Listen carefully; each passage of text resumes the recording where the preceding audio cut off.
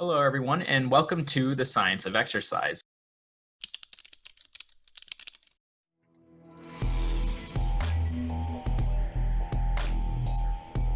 In this interview, I'm joined by Chris. Chris was an athlete that I got the opportunity to work with at the University of South Florida.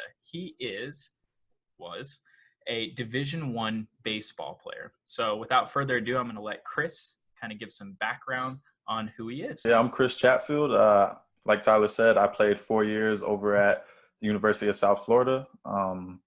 I recently graduated last summer, and now I am in school for physical therapy assistant. And I should be graduating March of 2021. So I'm excited for that, ready for the new chapter in my life. All right. So what did it take to get to that Division I level?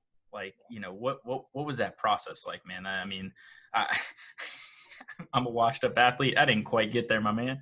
So I'm It's all good. interested from somebody's perspective that got there. Yeah, well, it was a long road. I'll tell you that, a long road. I started playing baseball when I was 8 years old. I Hmm. still remember the first day I went out there, and like that was the sport that I loved the most out of any other sport. Like I played football and track, but there was something about baseball that just brought the. I just had so much passion for it. I don't know, but I'd say the biggest thing that it took was sacrifice. Like if there was one Oof. word, sacrifice. Yes, sir. I just remember like nights, like I'd be up at like 1 or 2 in the morning, like training, hitting in my backyard. On the weekends when kids were out partying and having fun, like I'm hitting. You know what I'm saying? So I was always just practicing all the time. I really didn't have any girlfriends growing up because I was just focused on sports and that's it, you know? So yeah, it was just a lot of sacrifice. Sacrifice. I love how you summed it up in one word versus trying to, make it all these different things. I think sacrifice hits the nail on the head with all the different things that I remember going through. Again, I didn't even get to the Division I level, man. Like I didn't Yeah. quite get there, but I sacrificed a lot too. And I think that's a great way to sum it up. You delayed that gratification and you put in the work to get there. Yeah. And like my dad always said, you gotta work hard first before you play. You know what I'm saying? So Oh, dude, yeah, I love that, and that brings up so many other things that I feel like I want to talk about, but I'm going to try and keep it to the we're point. gonna But go off yes, I into completely agree. a whole different Oh thing. yeah, this thing could go on for an hour about just that concept of, putting in the work versus expecting the outcome without doing the thing, without getting that experience. You got to do all those things. So, Exactly. all right, so what did a day look like in what was the mind of an athlete? What was the day? What did it look like as a Division I baseball player at the University of South Florida? Man, well, first of all, I thought I was like a king pretty much. Well, that's what I felt like. You know what I'm saying? Like we had everything handed to us. You know what I'm saying? Like we had free tutoring, like free advisors to like put us in classes and stuff like that. Oh, that's awesome. Like my fourth year, my senior year, I still didn't even know how to get into classes. You know what I'm saying? Because they did a lot of it for us. But a day in the life pretty much was if we had. It depends on the time of the year, but I'll just say for fall, we'll wake up at 6, have like 6 a.m. workouts, and then eat breakfast. Um, After that, I would go to class at 8. Probably go to class from 8 to 12. And then we have practice from maybe 1 to 4, 1 to 5, Okay. and then go back to class, either class or study, and then go back to sleep, do it all over again. So Wow. it was fun. It was a fun 4 years, but it was definitely a lot of work. You know what I'm saying? Just Sacrifice, a right? lot of Same work. thing again. Yeah, I was always doing something. Never had any free time really. So Yeah. So it sounds like your free time was filled up with either school or sports. I mean, that's the whole point in a student athlete, right? That's what I hear. yeah, and I was one of the kids. Like I was always trying to put that extra work in. So I was the first one to the field, last one to leave. And then there was a lot of nights, especially like my freshman and sophomore year, I would go out there late at night, like 10, 11 o'clock, and practice in the cages. Dang. Yeah, Okay. so I was like, I prided myself in hard work. I felt like I was the hardest worker on my team, and it took away from a lot, but it paid off. So Yeah, stuff. But you were always willing to learn, and I appreciate that genuinely. That is a big reason why I'm still able to connect with you today, is because the personality traits that you took, you just got after it. And again, we're humble and kind. And that says more than most athletes out there, especially in college, because it can be a me kind of attitude at times. Yeah, definitely. And I appreciate that too. Absolutely. So what were some of the big life lessons that you learned? Not necessarily early on, but what were those life lessons that you learned as a Division I athlete from freshman year to senior year? Yeah, what were some of those big life lessons that you're still taking with yourself today? I learned a lot. I can honestly write a book if I wanted to.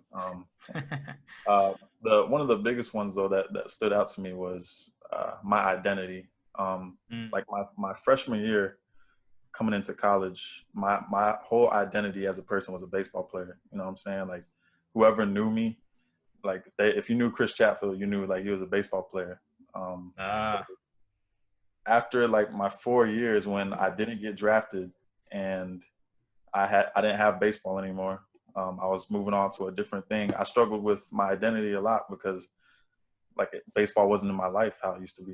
You know what I'm saying? So there was a lot of my friends, a lot of my family, they always looked at me as the kid that was going to go to the big leagues, make a lot of money. And that's kind of how I viewed myself as well. I'm getting chills right now, man. I'm getting chills right now. That's how I viewed myself. So like I was lost. I didn't know what my identity was when I graduated, and I had to find that again. I'm still trying to find it till this day. So, well, I'll tell you right now, again, like outside looking in, it is a struggle. I didn't even play for that additional 4 years I played to high school.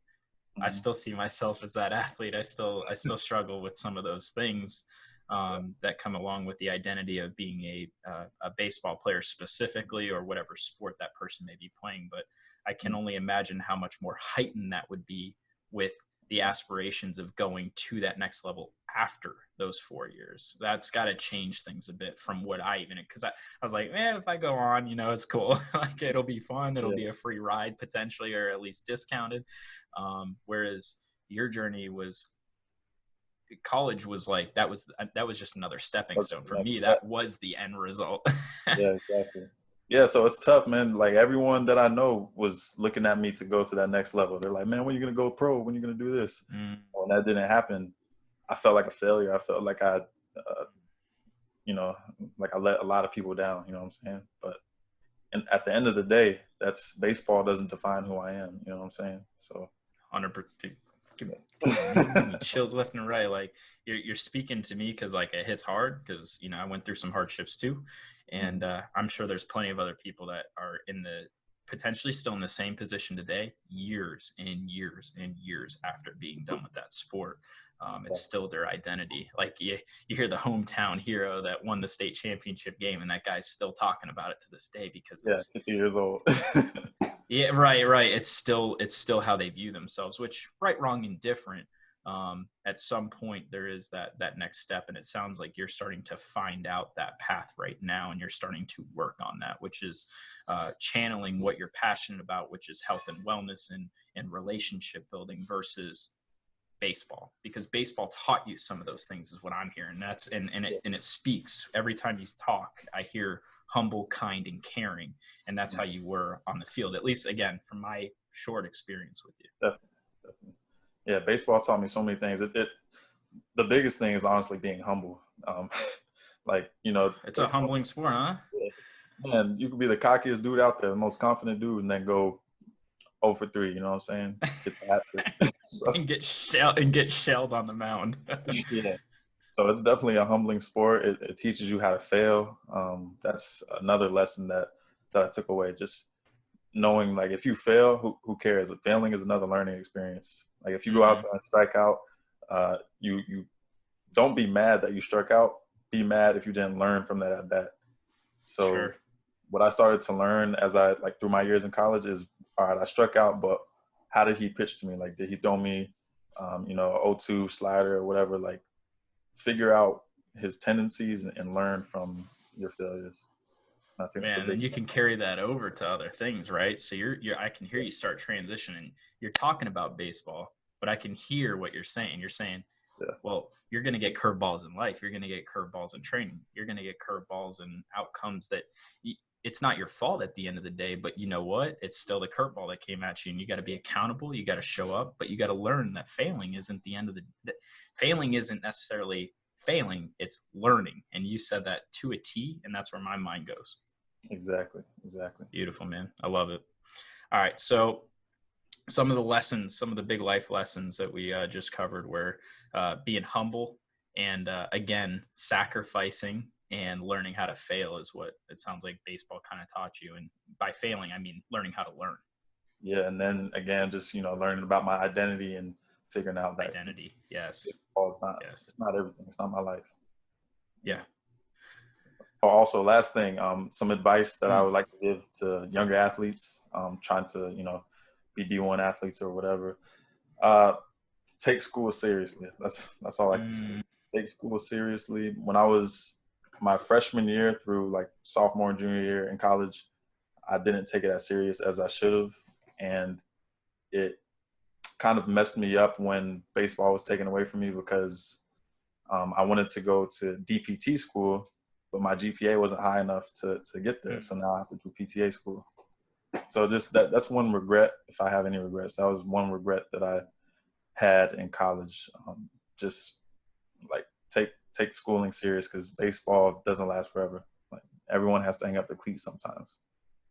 Yeah, even if you go pro, right? Like even if you're pro, at some point that career ends and you have to transition too. So like look at Derek Jeter. I mean, he was one of the best guys in the game, but at 40, what was he, like 41 years old, he had to hang the cleats up. It was about there. I know that was early 40s for sure. So, but all right, man. Well, I really appreciate you being on, and again, I think there's so much good insight in this interview, and I'm going to call it a conversation at the end of the day, because I didn't feel like I had to sit there and be like, all right, Chris, and what's next? So, all right, man. Well, thank you very much for being on, man. I really appreciate it. All right, appreciate it. Thank you.